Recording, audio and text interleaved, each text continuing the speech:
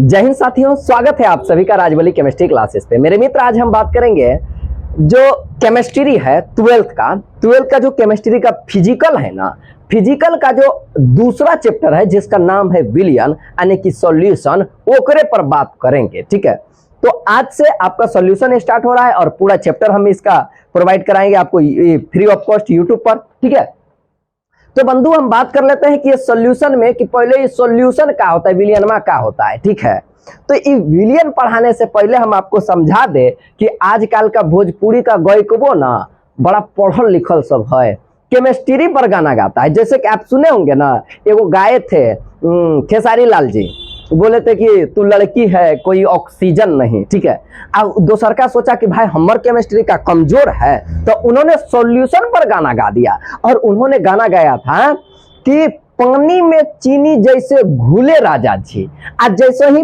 पानी में चीनिया को घोलिएगा ना तो सॉल्यूशन तैयार हो जाएगा। ठीक है, तो हमरा बाद में पता चला कि अरे ये तो सॉल्यूशन पर गाना गाया है। समझ में आ रहा है? तो चलिए सॉल्यूशन को चालू करते हैं इसी गाने के साथ कि पानी में चीनी जैसे घोले राजा जी, अब देखते हैं कैसे करके सॉल्यूशन बने राजा जी। ना अच्छा, राजा जी वाला बात नहीं करेंगे हम लोग, ठीक है, लेकिन सॉल्यूशन का बात करेंगे। ठीक है, देखिए क्या होता है सर। इससे पहले ना हम लोग को समझना चाहिए कि मिश्रण क्या होता है, मिश्रण मिक्सचर क्या होता है। ठीक है, तो अगर आपको मिक्सचर का बात किया जाए, मिश्रण का, तो दो या दो से अधिक पदार्थ को मिला दीजिएगा ना तो मिश्रण तैयार हो गया। जैसे दूध में पानी मिला दीजिए, मिश्रण ना, पानी और दूध का मिश्रण हो गया। अच्छा, चावल में कंकर मिला दीजिए, मिश्रण, पानी में एल्कोहल मिला दीजिए, मिश्रण, पानी में चीनी घोल दीजिए, मिश्रण, पानी में नमक घोल दीजिए, मिश्रण, सोना में कॉपर मिला दीजिए, मिश्रण। अलग अलग पदार्थों का मिश्रण आप कर सकते हैं। ठीक है, लेकिन विलियन भी ना एक प्रकार का मिश्रण है, लेकिन ये ऐसा विलियन मिश्रण होता है कि मिश्रण में जो होता है ना, यह होमोजेनियस होता है। ठीक है, जैसे आपको हम बता दें कि यह मिश्रण भी दो प्रकार का होता है। एक का नाम होता है समांगी मिश्रण, याद रखना है, कैसा मिश्रण? समांगी। और एक का नाम होता है विसमांगी मिश्रण, विसमांगी मिश्रण। ठीक है, विसमांगी मिश्रण किसको कहते हैं और समांगी मिश्रण किसको कहते हैं? यही समांगीय मिश्रण को ना विलियन कहा जाता है।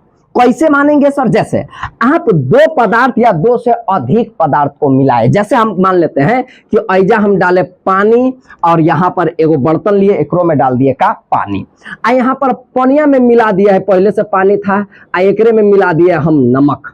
क्या मिला दिए? इधर से डाल दिए NaCl। ठीक है, फिर इधर क्या किए, इधर और इधर इसमें मिला दिया हम, पहले से डाले थे नमक, नमक बोल रहे हैं, पानी, एकरे में हम मिला दिए बालू मिला दिए। समझ में आ रहा है? दोनों में मिश्रण किए हैं। एकरा में मिश्रण है पानी और नमक का, और इसमें मिश्रण है किसका? पानी और बालू का। ठीक है, दोनों मिश्रण में अंतर क्या होता है?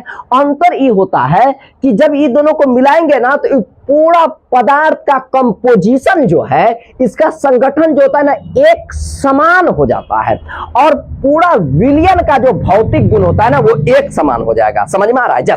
जैसे कि जितना मात्रा में नमक यहाँ होगा ना, उतने मात्रा में पहले बढ़िया से घोल देंगे। ठीक है, पहले मिला करके एकदम चला करके घोल देंगे।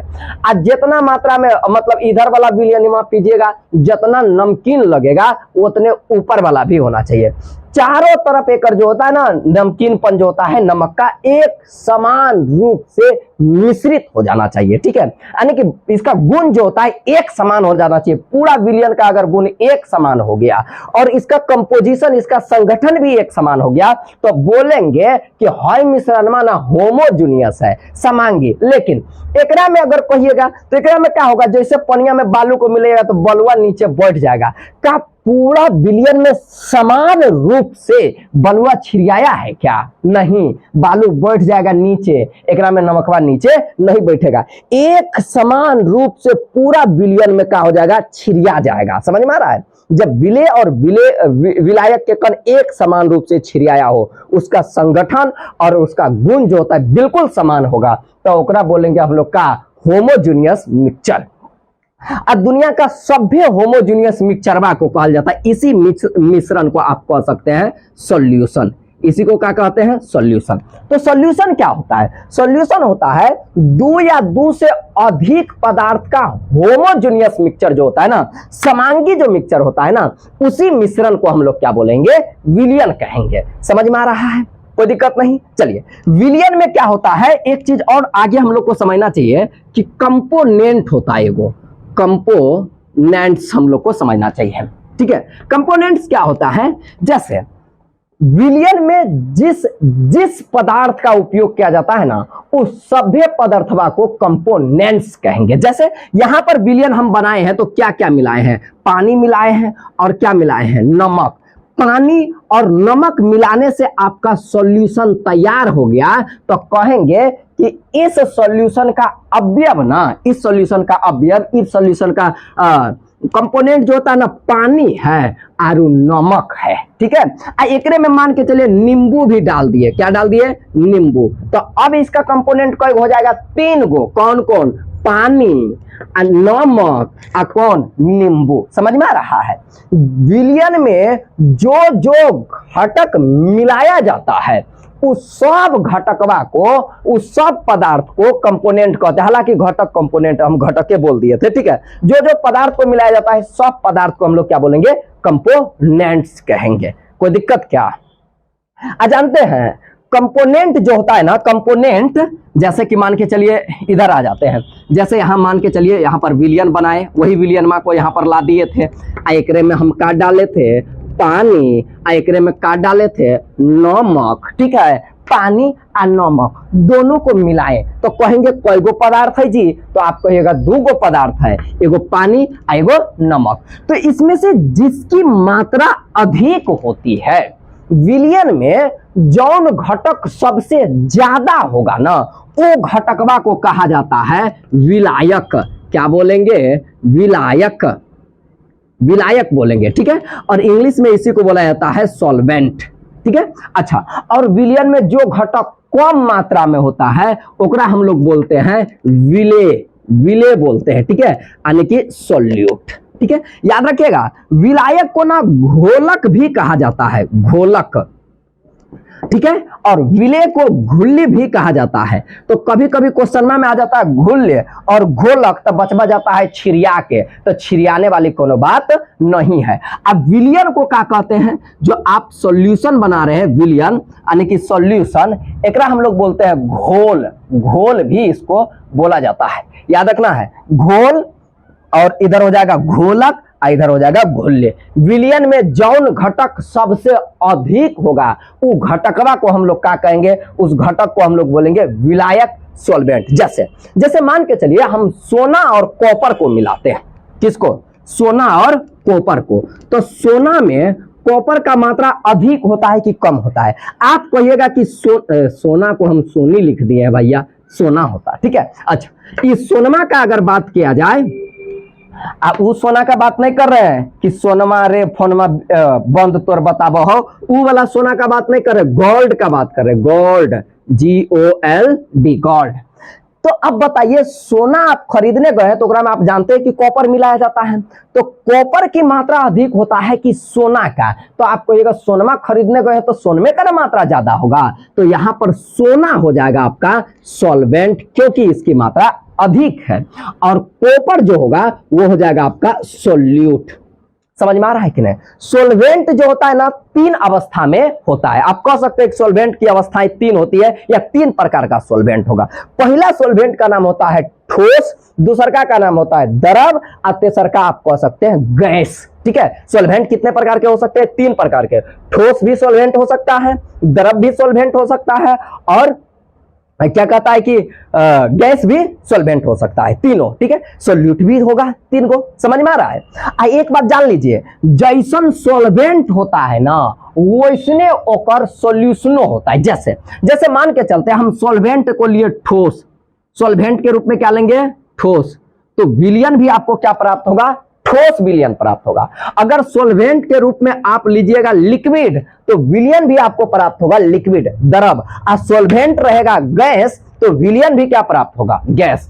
अगर सॉल्वेंट की अवस्था के आधार पर विलयन पूछे, तो सॉल्वेंट 3 अवस्था में पाया जाता है, इसीलिए विलयन की भी कितनी अवस्था होगी, 3। समझ में आ रहा है? कौन कौन हो जाएगा? ठोसीय विलयन, और हो जाएगा द्रव्य विलयन, और हो जाएगा गैसीय विलयन। समझ में आ रहा है? द्रव विलयन और गैस विलयन, 3 प्रकार का। समझ में आ रहा है? अच्छा, ये जो होता है ना ठोस विलयन, द्रव विलयन, गैस विलयन, इस सब का फेर हो जाता है 3-3 गो प्रकार। तो 3 गो और 3 का फेर 3-3 गो, तो हो जाएगा कोई गो? 9 गो। ठीक है, तो अगर पूछे कि विलयन कितने प्रकार के होते हैं, तो आप कुल विलयन जो होते हैं 9 प्रकार का होता है। समझ में आ रहा है? विलयनों के प्रकार का बात किया जाए तो 9 गो। ठीक है, विलयन में जो घटक सबसे अधिक मात्रा में होगा ओकरा कहेंगे हम लोग क्या? विलायक। ऐसे भी समझिए, विलायक का बात करेंगे ना तो विलायक बड़ा नाम होता है, ठीक है, और विलेय छोटा नाम होता है। तो विलयन में जो बड़ा मात्रा में होगा, अधिक मात्रा में होगा, उसको विलायक बोलेंगे, और जो छोटा मात्रा में होगा, कम मात्रा में होगा, विलेय बोलेंगे। हो गया, काम खत्म। समझ में आ रहा है? जानते हैं सर, ये विलायक को ना, ये जो आप विलायक जिसको कह रहे हैं, विलायक को, सॉल्वेंट को फर्स्ट कंपोनेंट भी कहा जाता है, इसको प्रथम घटक भी कहा जाता है। ठीक है, अब प्रथम घटक है इसीलिए इसको आप 1 से सूचित कर सकते हैं, कोई दिक्कत क्या? इसको ना, इसको सूचित ए से भी किया जाता है, विलायक को ए से भी सूचित करते हैं, कोई दिक्कत? अब उसी तरह से होता है विलेय। विलेय को बोला जाता है, विलेय को यानी कि सोल्यूट को सेकेंड कंपोनेंट बोलेंगे। क्या बोलेंगे? Second components. ठीक है, इसको हम लोग 2 से सूचित करेंगे। किससे? 2 से सूचित करेंगे। समझ में आ रहा है? अच्छा, और इसको ना आप इसको बी से भी सूचित कर सकते हैं। ठीक है, यानी कि विलेय को ए से भी सूचित किया जाता है और 1 से भी। अच्छा, विलेय को किस, सॉरी, विलायक को ए से भी, 1 से भी, और विलेय को किससे? 2 से या बी से भी आप सूचित कर सकते हैं। समझे? चलिए, अब इसको थोड़ा सा हम लेते हैं मिटा, और ओकर बाद हम बात करेंगे, एक परिभाषा लिख देते हैं। ठीक है, स्क्रीनशॉट मार लीजिएगा। ये रहा आपका जो पढ़ाए थे उसका परिभाषा, जिसको आपको स्क्रीनशॉट करना है। ओकरा में हम थोड़ा सा ऐड कर दिए है, द्विअंगी विलयन किसको कहते हैं। देखिए, अंगी क्या होता है कि ये ना कंपोनेंट्स के आधार पर विलयनों को डिवाइड किया है, क्लासिफाई किया गया है। ऐसा विलयन जिसमें केवल 2 घटक हो ना, उस विलयन को बोला जाता है द्विअंगी विलयन, और ऐसा विलयन जिसमें 3 घटक हो जाए उसको बोला जाता है त्रिअंगी विलयन। जैसे कि हम बात करते हैं विलयन में, जैसे यहां पर देखिए वाटर और नमक 2 को मिलाए हैं, तो इसमें 2 ही घटक है, इसीलिए इसको बोलेंगे द्विअंगी विलयन। लेकिन वाटर, नमक, एकरे में नींबू डाल देते हैं। समझ में आ रहा है? 2-4 को मिर्चियों नहीं डाल दीजिएगा। ठीक है, वाटर, नमक और इसमें नींबू डाल देते हैं, तो अब 3 को हो गया ना, नींबू को रस मिला दिए तो 3 को घटक हो जाएगा, तो इसको बोलेंगे त्रिअंगी विलयन। लेकिन याद रखना है कि किसी भी विलयन में विलायक केवल 1 होगा, विलेय की संख्या 1 से अधिक हो सकता है। जैसे यहां पर विलायक के रूप में वाटर होगा, विलेय के रूप में नमक भी होगा, और लेमन भी होगा, नींबू भी होगा। समझ में आ रहा है? तो आप समझे द्विअंगी विलयन किसको बोलते हैं? वैसा विलयन जिसमें केवल 2 कंपोनेंट्स हो। ठीक है, चलिए, तो इसको थोड़ा सा कर लीजिए आप लोग, स्क्रीनशॉट कर लिए होंगे आप लोग स्क्रीनशॉट। ठीक है, अब मिलते हैं नेक्स्ट वीडियो में, तब तक के लिए लेते हैं विदा। तब तक रहिए आप लोग स्वस्थ रहिए, मस्त रहिए, और थोड़ा वीडियो को शेयर करते रहिए, और इसी तरह से जुड़े रहिए ताकि आपको पूरा का पूरा वीडियो हम प्रोवाइड करवा सके। Thank you for watching.